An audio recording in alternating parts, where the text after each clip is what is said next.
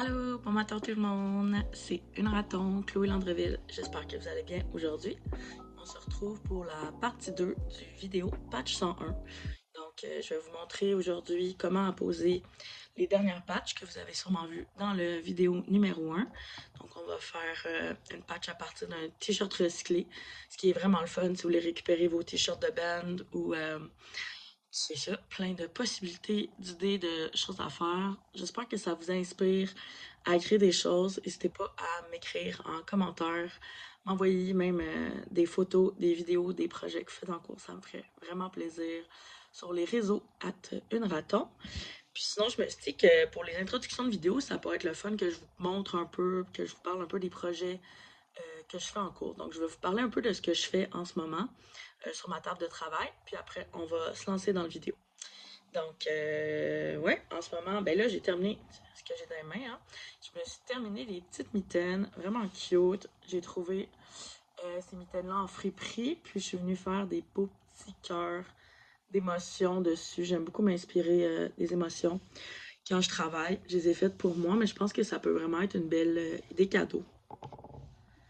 J'ai aussi terminé une paire de pantalons, une commande qu'une cliente m'a demandé. Elle avait un trou sur son genou, donc je suis venue faire une petite réparation visible d'inspiration Chico. Puis elle avait aussi un autre petit trou, puis une petite tache ici que je me suis permis de venir couvrir pour lui faire une deuxième vie à ce pantalon qui était un de ses pantalons préférés. Donc, c'est ça. Puis aussi, en ce moment, je travaille beaucoup sur des étampes. Nouvelle série d'étampes. J'ai fait ce grand papillon de nuit. Je commence à faire des petites étampes aussi ornementales que je vais venir sortir pour le temps des fêtes, des nouveaux fanions imprimés à la main avec ces motifs-là. Puis aussi des vêtements surcyclés. Petit scoop aussi d'ailleurs, j'ai eu la chance de me faire offrir des pièces qui étaient des échantillons d'une artiste, c'est une designer de mode qui s'appelle Fabric Z, qui fait des robes magnifiques. Je vous conseille d'aller la suivre, aller voir ce qu'elle fait. Des robes, en fait, pas juste des robes, maintenant elle fait des chandails plein de vêtements magnifiques, tout en surcyclé. Puis, il y a quelques temps, elle m'a donné des prototypes qu'elle avait fait au début de, de de monter sa compagnie avec des tissus qui étaient un peu, disons, plates, juste pour tester ses modèles. Donc, elle m'a donné des robes et des chandails que je vais venir teindre et venir réimprimer avec ces motifs-là que je vais sortir pour le temps des fêtes, pour leur donner une deuxième vie. Donc, j'ai hâte de vous montrer ça. Puis sinon, ben, on se lance dans la vidéo. Je sais que c'est encore pas le meilleur côté audio, mais je travaille fort pour m'acheter un micro très prochainement. Donc, bear with me. Merci beaucoup de me suivre. Continuez à liker, partager et bonne vidéo. Bye! Je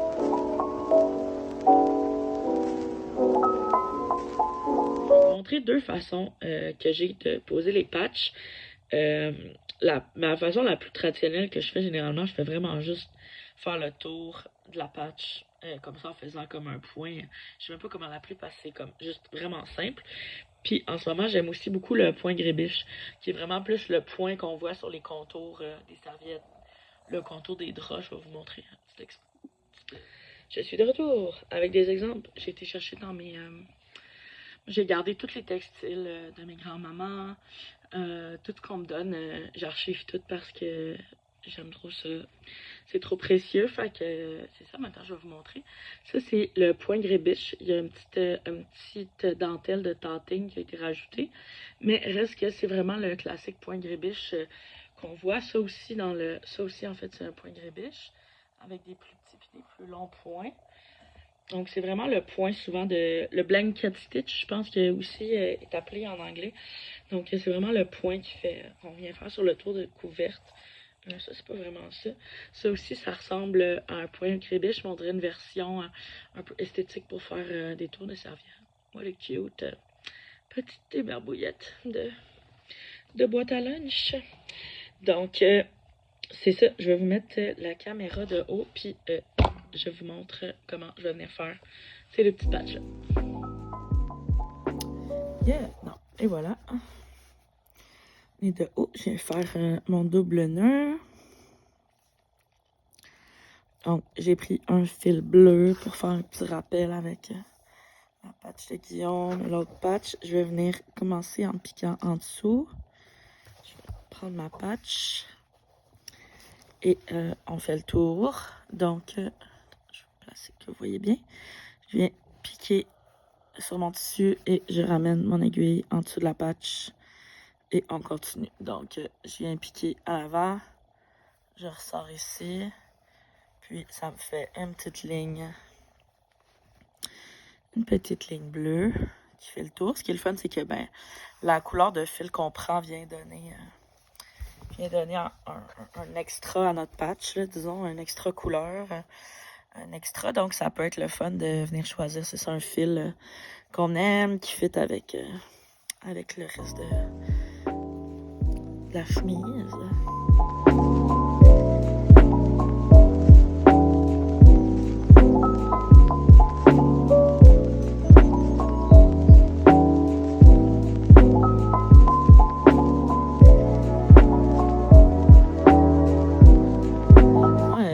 Souvent qu'il n'y a pas de bonne, de mauvaise façon de broder, que ce soit le nombre de points, la technique que vous utilisez.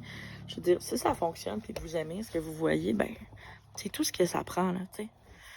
C'est souvent les gens tellement de gens à qui j'enseigne qui vont me dire je fais tellement n'importe quoi, je brode un peu mais je répare mes vêtements mais je sais que c'est ça, je fais n'importe quoi.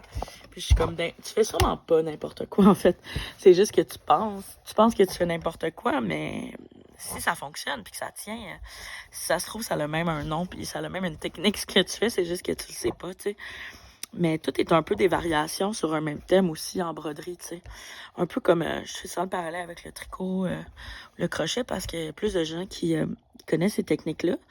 Mais par exemple, au tricot, tu sais, une fois que tu connais quelques points, tu peux faire plein d'autres points. C'est comme un peu des variations sur un même thème.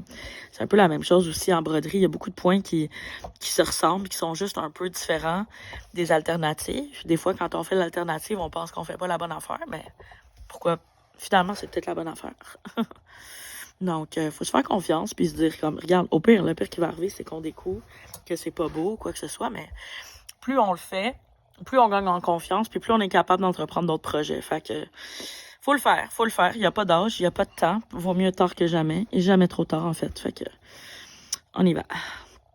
J'arrive à la fin. Donc, vous voyez, moi, j'aime ça. J'aime le côté régulier aussi, tu sais. Moi, ça me dérange vraiment pas que mes points soient pas tous parfaits, tu sais. Je trouve que ça fait quelque chose d'organique, puis de plus playful, le fun là-dedans. Fait que je me gêne vraiment pas pour pas que les choses soient parfaites. Ça me dérange pas. Fait que je suis quand même une grande botcheuse, je pense, dans la vie. Puis j'aime quand les choses sont rapides, puis qu'on est capable de finir des projets. Fait que je pense que c'est pour ça aussi que ma pratique a toujours aimé la broderie, parce que je trouve que c'est une pratique qui pardonne beaucoup. On peut vraiment faire beaucoup de choses qui sont un peu n'importe quoi, je trouve, en broderie. Plus que, par exemple, en couture ou en tricot, où là, s'il y a un problème de technique, des fois, t'as pas le choix là, de défaire et de recommencer. Je trouve que on a un peu moins ça en broderie. Tout le temps, on dirait une solution pour sauver quelque chose sans devoir recommencer. Ce que j'aime beaucoup. Oh my god! Mon Tamagotchi évolue. Voulez-vous voir? Oh my god, il est tellement laid. Ah, c'est un robot. C'est rendu un adulte. Je m'en suis pas super bien occupée récemment. Fait que mes Tamagotchi, ils sont rendus un peu dans le côté un peu sombre de leur beauté. On va allumer sa lumière. Oh non, réveille-toi. Anne? Ah, il fait dodo encore. Il a évolué, mais il dort. Oh my god, je vais avoir... Je pense que mon Tamagotchi va être un vieux fru. En tout cas, je vous tiens au courant. Si vous voulez plus d'updates sur mon petit Tama, dites-moi dans les commentaires. Donc, je me réinstalle pour faire l'autre. Ah tiens, ça, je pense que ça va être beau. Je vais prendre un petit bout. Et petit life hack, truc pour tous. Là, j'ai un petit bâton, là, mais quand on a un écheveau comme ça de fil, le côté où ça tire bien, c'est le côté où il y a le chiffre. J'ai appris ça vraiment récemment comme truc, puis j'en revenais pas. Attendez, je vais vous montrer un plus complet, mais quand on a un écheveau comme ça, complet, là, par exemple, ici on a un classique DMC, quand on l'achète, il y a toujours les deux étiquettes. C'est le côté où il y a le chiffre, c'est le côté où ça y va par là puis que ça bloque pas. Moi, je disais tout le temps, ben si vous tirez puis que ça bloque, c'est que c'est de l'autre bord. Mais il y a actually un vrai truc. Donc, prenez ça en note. Moi, j'aime bien en garder comme ça. C'est sûr que je sais que je vais passer souvent. Je prends pas la peine des rouler, mais je roule quand même beaucoup sur des petits trucs comme ça que j'achète. Là, maintenant, j'en achète plus parce que j'en ai tellement. J'y récupère tout le temps. Puis, c'est ça. Je le fais quand même quand j'ai des gros lots, là, par exemple. Comme le lot que Guillaume m'a donné, que je vais sûrement rouler en temps perdu les soirées. Les soirs d'hiver. Donc, je vais... Là, j'étais avec un 6 brins. Vous voyez, là, je l'ai... Attends. Monter l'enfilage. Donc, vraiment serré. Je l'ai mouillé. Je l'aplatis. Fait qu'il est comme un peu plat. Je le garde vraiment proche de mes doigts. Là. Regardez quel point il est collé là, dans mes pouces. Puis là, je place mon chat devant. Choup! Tidi! Voilà, vous allez le faire. Mais ça va aller. Je vais venir me faire un petit nœud en dessous. Double nœud. On s'installe ici. Donc, pour le point grébiche, je vais commencer en prenant ma laine. Je vais venir repiquer dans la laine. Je sors sur la chemise et je m'assure que mon fil, il va venir passer en dessous de mon aiguille, ce qui va coincer mon fil en arrière. Un peu, on peut se rappeler le point chaînette pour ceux qui ont vu mes autres vidéos. Donc, je vais venir m'installer à côté ici. Je sors sur ma chemise et mon fil va passer derrière. C'est vraiment ce qui va faire que le petit fil, il va comme y avoir un fil qui va suivre la patch. Ça va être cute aussi. Donc, je pique, je ressors le fil derrière. Puis, il faut quand même bien placer notre fil. Souvent, quand on fait ça, si on veut que ça soit beau, des fois, il faut venir le placer pour s'assurer qu'il tombe bien.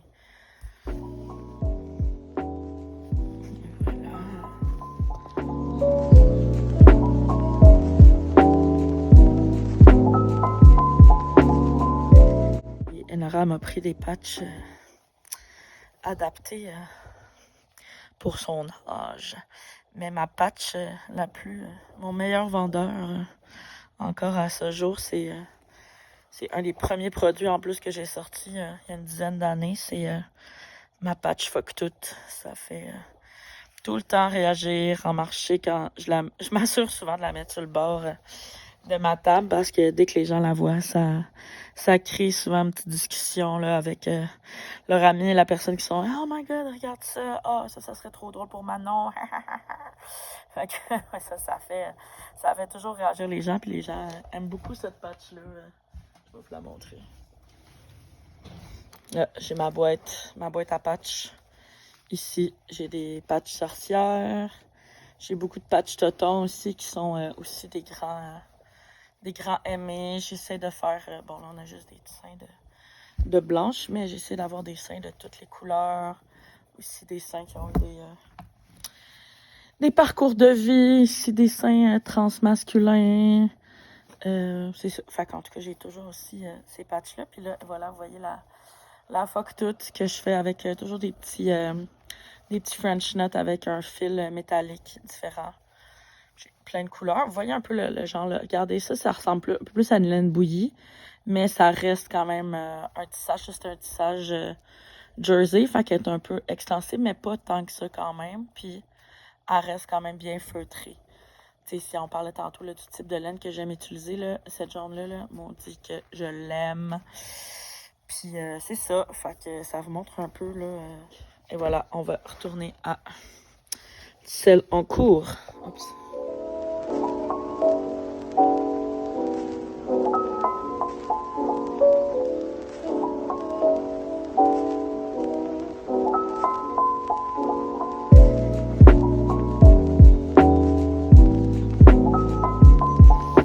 là, je me prends dans mes mains, mais c'est le fun aussi quand on est à plat. Vous voyez, j'ai encore mon livre derrière. Fait que je peux vraiment venir piquer là, dans mon livre, tu sais. Puis c'est comme le carton est un peu plus mou que la table, là, ça brise un peu moins les aiguilles.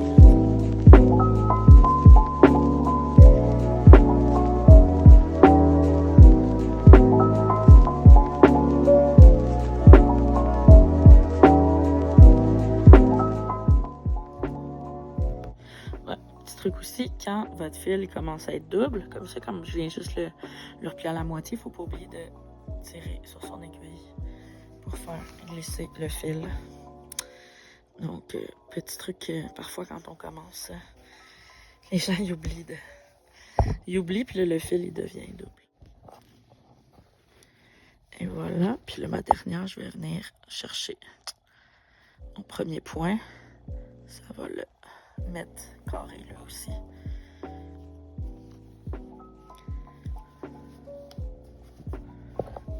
Et voilà, je vais venir mon petit nœud.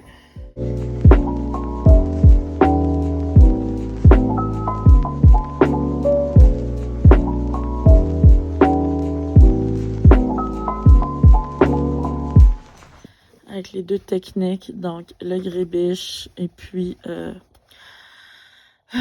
sais pas comment appeler ça, juste tenir le coude avec des points. On voit aussi celle de Guillaume, j'ai fait comme ça. Oh, trop cute! Donc, je vous remets de face pour finir la dernière patch, la grosse Hello Kitty.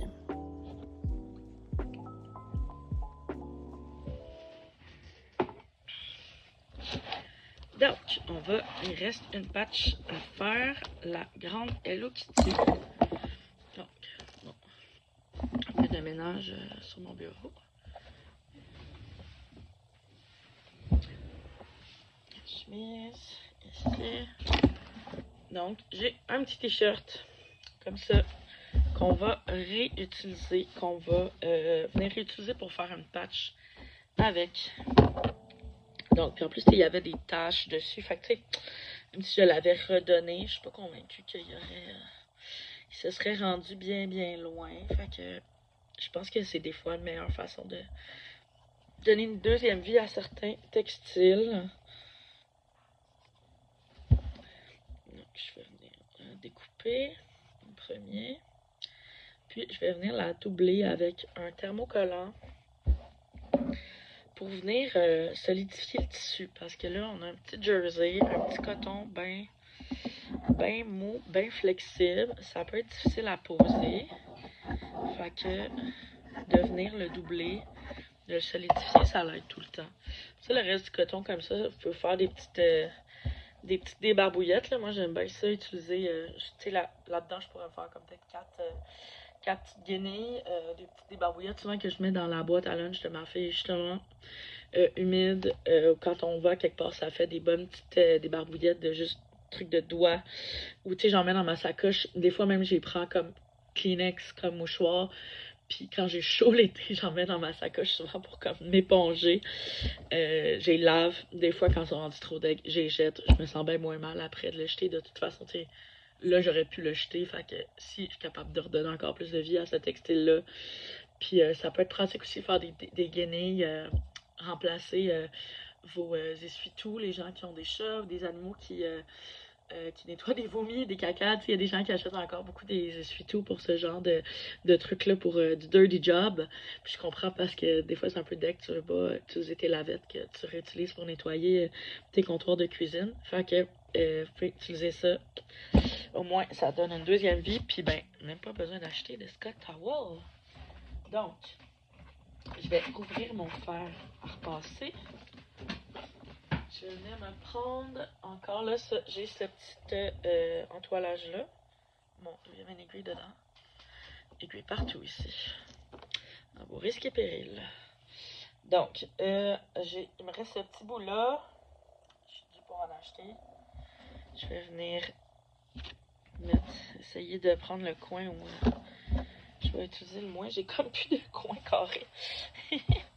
J'ai tout utilisé les coins.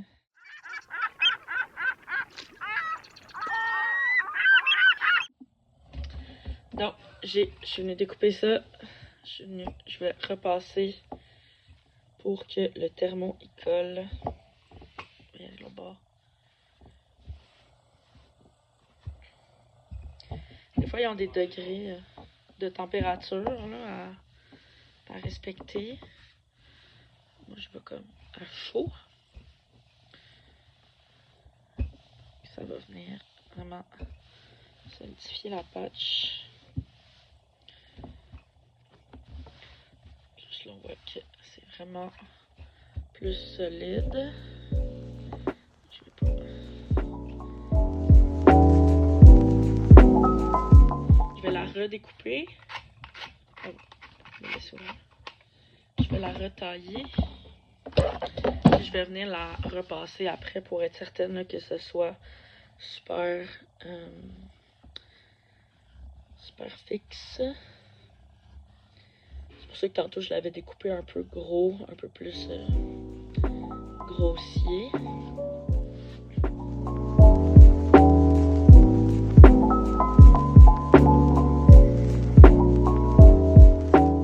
Et voilà, je vais l'égaliser un petit peu ici. Je suis partie.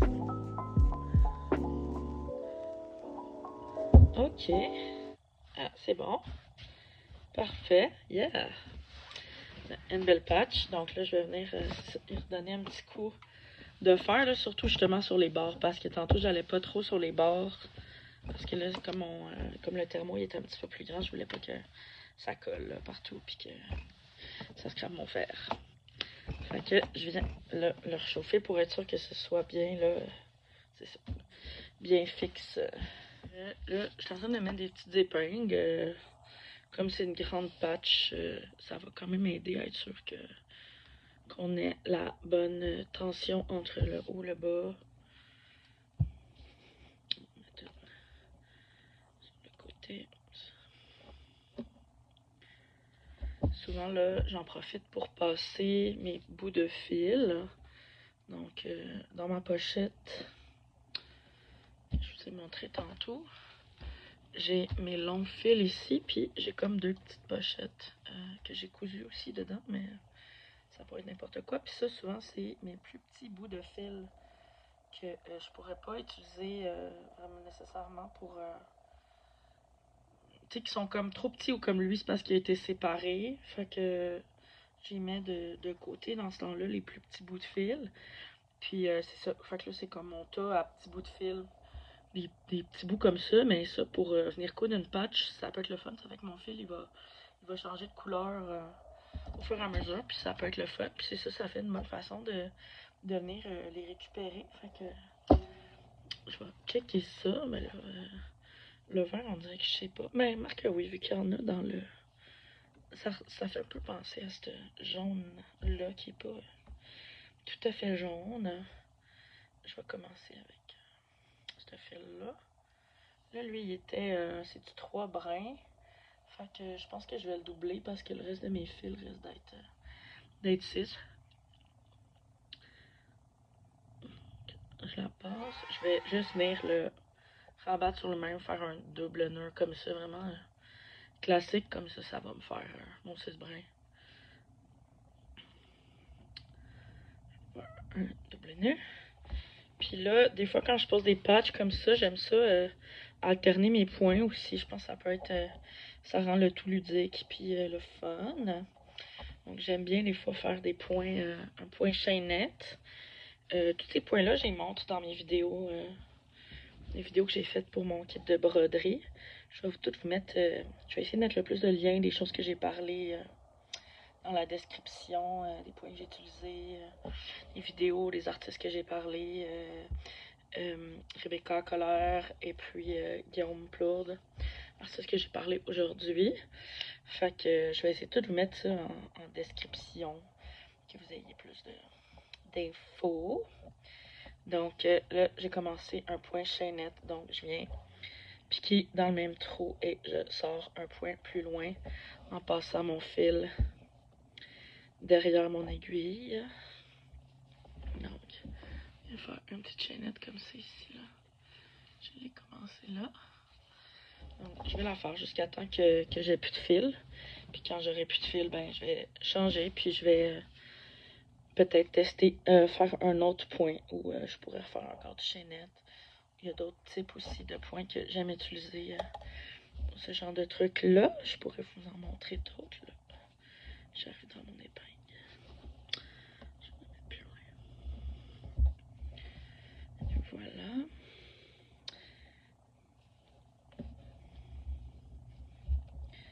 Des fois, il faut flatter les fils. Quand ils se décalent un peu, des fois, il faut venir les replacer. Ça l'aide à faire des beaux points.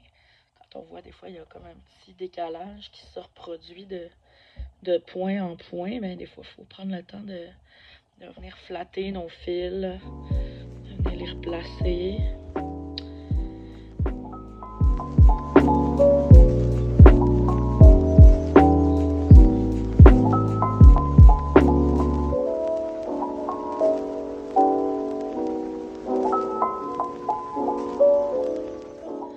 Mon dernier point, le point chaînette, ça prend quand même du fil pour... Ça prend quand même un petit enjeu de fil pour être capable de le faire. Donc, je vais faire ma dernière chaînette. Je vais piquer de l'autre côté pour venir la closer. Je vais faire mon petit nœud de l'autre côté. C'est beau.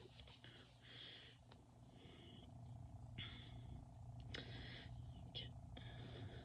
J'ai fait un petit nœud sur le nœud. Je passe le fil à l'intérieur de ma patch.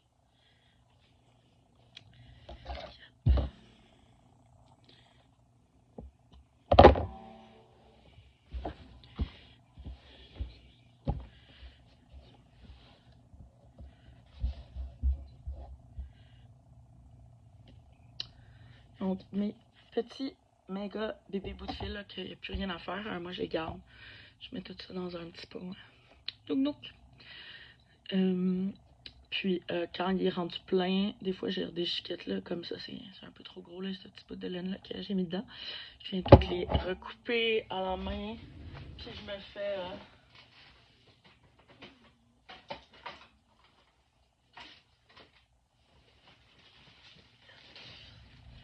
des sacs de bourre. Donc là, c'est un sac en cours. Donc quand je viens faire des porte-clés ou que j'ai besoin de bourre, bien, j'utilise ça. Ça fait quand même une bonne bourre. Je trouve que c'est comme assez déchiqueté pour que ça fasse un résultat. Oups, les petits mots de fil sont tombés là. Ça fasse un résultat pas trop chunky, je sais pas comment dire, trop. Tu sais, si on met plein de petits morceaux de tissu, des fois, ça fait pas une texture lisse, mettons, de notre rembourrage. C'est sûr que c'est pas mou comme un oreiller, là, comme si on avait comme de la fluff. Mais pour certains rembourrages, c'est parfait, là, comme porte-clés, c'est ce que je mets dedans. Puis c'est parfait. Ça fait qu'ils sont comme juste durs. Puis ça me permet de récupérer encore plus de fil de tous mes petits bouts. Fait que truc numéro 15 000. Ah oui, j'avais ce petit bout-là. Mais c'est vrai que elle n'est pas dans le meilleur des ordres, là, ma petite pochette en ce moment. Là. Bon, je vais choisir mes fils. Je vais déterminer tout ce que je vais avoir de besoin. Je vais vous installer la caméra de haut pour voir les autres points que je vais faire d'ici la fin. Après ça, on va avoir fini la chemise. Puis, je vais venir continuer ici dans le haut. Un point que j'aime faire quand j'écoute des patchs, qui est mon point le plus rapido, c'est comme un backstitch, mais version Speedy Gonzalez. Donc, je me suis mis en dessous pour faire un premier point. Je viens ici faire un point, en plus en faux filet. Donc, en fait, c'est que je mélange, je fais comme un faux filet, puis un sur deux, je vais venir faire un back. Juste pour que ça reste plus fixe que juste un faux filet. Donc, par exemple, j'ai fait comme 2 faux filets pour commencer. Là, je vais m'installer un petit peu plus loin, puisque lui, je vais le faire en point arrière. Donc, vous voyez là, je l'ai sorti plus loin. Je vais revenir piquer là. Puis je vais sortir ici pour faire 2 faux filets. Puis je sors mon aiguille un point plus loin. Tadam! Fait que là, regardez ça, là. J'ai fait 3 points de suite. Je viens les placer pour qu'ils soient bien beaux. Puis là, ici, je vais venir faire un bac. 2 faux filages. 1, 2. Je viens me mettre plus loin pour faire un bac. Évidemment, là, j'ai pris une aiguille à faux filet. Donc, c'est des aiguilles qui sont très longues. Des aiguilles à repriser aussi. Un peu plus les trouver pas dans le coin nécessairement de broderie, mais plus juste de couture. Donc, c'est des très longues aiguilles. Comme ça, je pourrais vous montrer les paquets après. Donc là, ici, je suis rendue à un bac, 2 faux filets. Je me rends plus loin.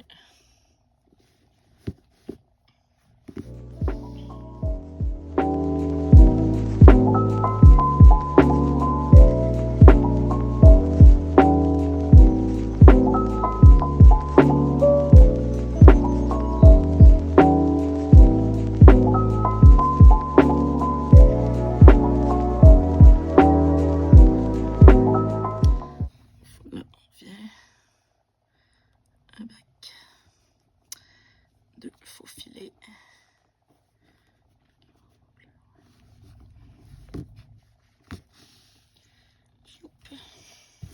C'est comment c'est satisfaisant.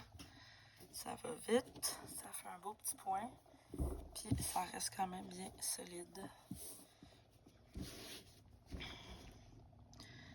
Donc un bac, 2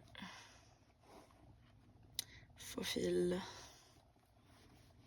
Je ressors plus loin.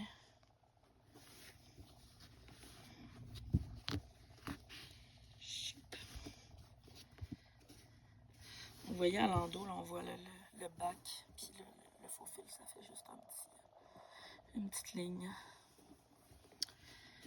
Je me suis fait un petit nœud.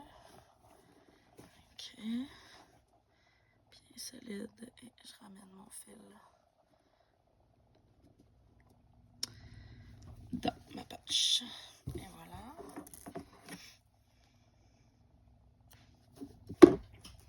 Puis il reste le bas. Je vais vous le faire en point chaînette vu que tantôt vous ne l'avez pas vu de haut. J'avais ce bout de fil là, mais c'est quand même grand. Donc,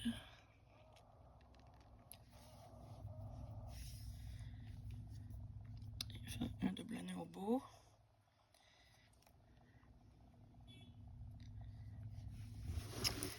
Je vais l'installer comme ça.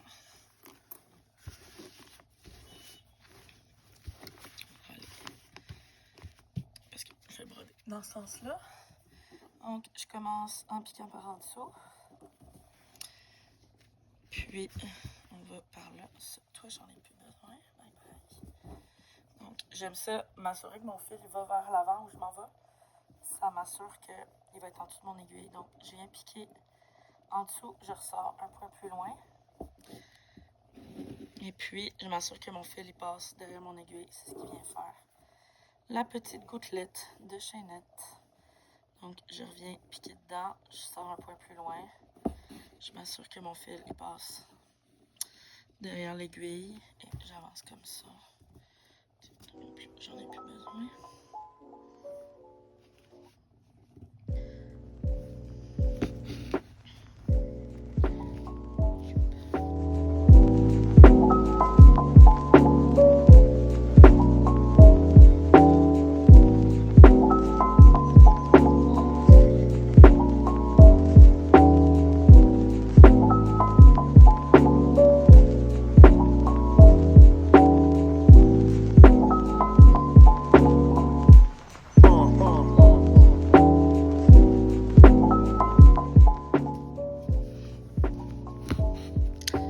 J'ai beaucoup de fils, mais finalement, je pense que ça va être parfait parce que le point chaînette, ça prend quand même plus de fils que d'autres types de points, là. Comme il faut toujours que le fil passe derrière, ça prend plus de fil que tantôt quand je faisais le faux filage backstitch. Donc, souvent, il faut venir les placer un peu aussi, des fois, les chaînettes. Donc, c'est pas un point non plus avec lequel on peut vraiment tourner. Faire un coin. Fait que là, par exemple, ici, au coin, je vais venir closer ma chaînette. Donc, au lieu de piquer dedans, là, je viens piquer dehors.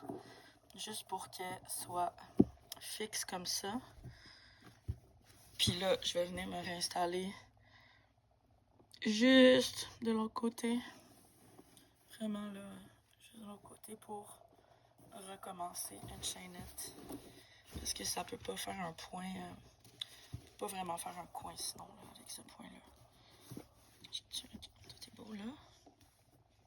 Et puis là, il me reste juste ce petit bout-là. Pour venir, tu sais, vous avez vu, j'ai volontairement, je suis pas partie au coin ici quand je commençais parce que je trouve que justement là, le fait que ça soit pas au coin, ça remet encore à l'avant le côté un peu chaotique, le côté on mélange les affaires, on assume que la chose est réparée puis que les choses sont pas comme aux endroits où on s'attend à ce qu'ils soient. Je sais pas si vous me suivez, là, de rester dans cette espèce de ligne-là d'esthétique, ça fait que tout fit après ensemble, je trouve, un peu plus. Soit tout est chaotique ou tout l'est pas. Donc, je viens finir ici. Piquer de l'autre bord. Et voilà.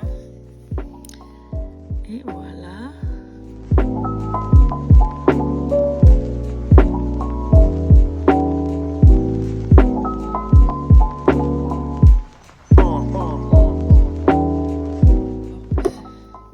Je l'ai rentré dedans, ça n'a pas été facile. J'ai réussi. Voilà. Youpidou. Yeah!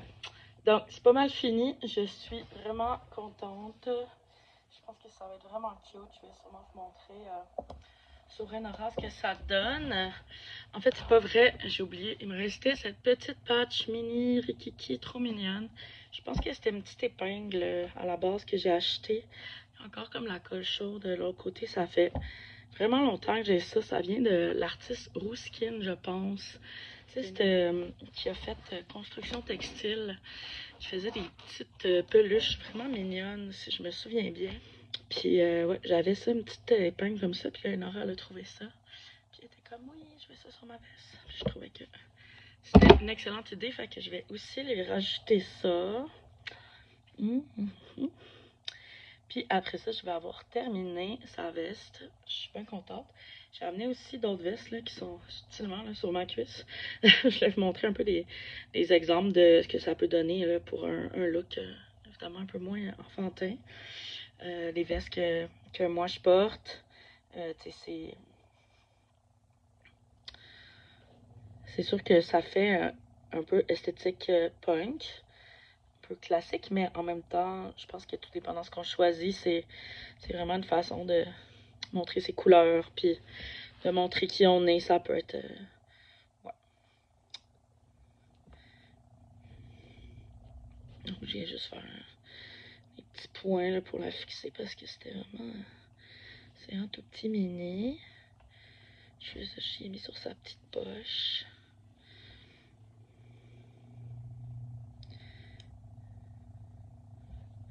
J'aime ça, une veste comme ça pour les enfants parce que c'est comme un espèce d'entre-deux. C'est comme pas trop chaud, pas trop froid. Fait qu'en ce moment, souvent, quand t'as sais pas, on est en période de couche en ce moment au Québec. L'automne, on se met plusieurs épaisseurs de vêtements parce qu'on sait jamais. Le matin, c'est fret, puis l'après-midi, c'est chaud. Donc, je trouve qu'une chemise en flanelle, en coton comme ça, c'est un must québécois pour affronter la température d'ici.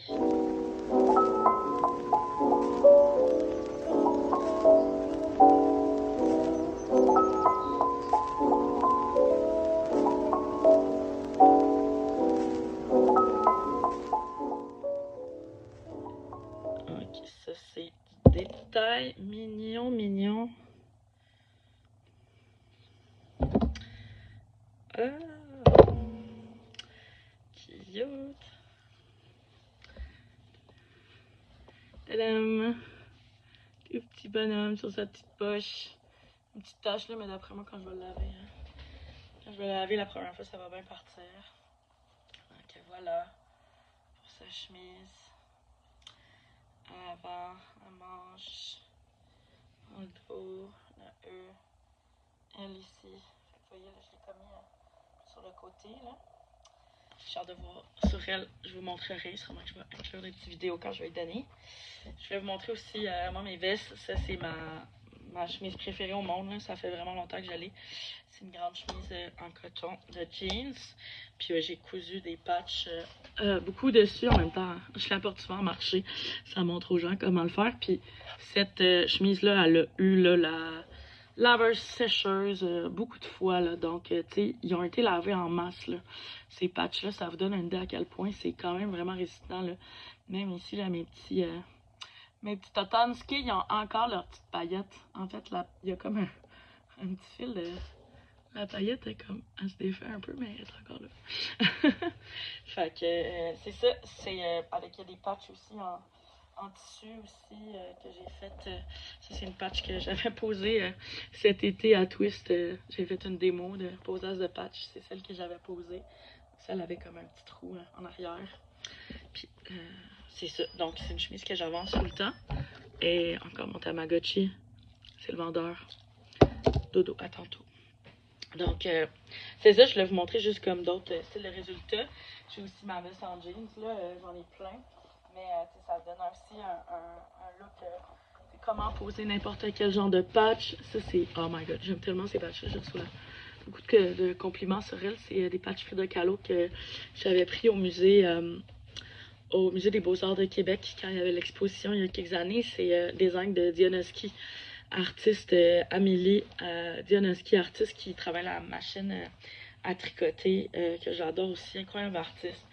Ça aussi, juste faire les tours de la couture, ça peut être le fun. Fait que c'est ici, j'avais une petite patch aussi vraiment cute en lino que je me suis fait offerte par La Violette, artiste witch queer que j'adore aussi. Puis j'avais une petite frange en retaille que je suis venue inclure. Je suis juste venue la mettre là en dessous de mon point, chaînette pour l'inclure. Fait que, tu sais, c'est ça, juste des petites idées de plein de trucs que vous pouvez faire pour modifier vos vêtements ou juste technique de savoir comment venir poser vos patchs. Donc là, on a comme plus des classiques patchs. Ça, c'est une patch de mon adolescence. J'ai dû acheter ce patch-là sur mon secondaire 1-2 alors que je viens de découvrir le Rocky Horror puis que ça a été un gros éveil dans ma culture queer, dans mon intérieur de découvrir ce merveilleux film. Ici, j'ai Fuck le patriarcat, vive les chats de Maud Bergeron, artiste de Québec, queer, c'est Les Folies Passagères. Je fais des trucs vraiment hot. J'ai ici un petit chaufferu, ça c'est Pew Pew Kid, artiste montréalaise, graphiste, j'adore, c'est vraiment hot. Puis la grosse là ici présente une carte de tarot de la lune, c'est F is the Key. Donc, une artiste tatoueuse que j'aime vraiment beaucoup, qui a fait plusieurs de mes tatous aussi. On a fait des échanges ensemble. Puis, en tout cas, c'est ça. Je vais tant qu'à ça, je vais tout vous mettre le nom des artistes que j'ai plugués aujourd'hui en plus dans ma vidéo. Donc voilà, c'est fini. Merci de m'avoir suivi pour cette vidéo. N'hésitez pas à m'écrire en commentaire si vous avez testé mes techniques, si vous réparez vos vêtements, quel genre de vidéo vous aimeriez que je fasse. Mon nom est Chloé Landreville pour Une Raton. Vous écoutez un point à la fois. Et à la prochaine. Bye!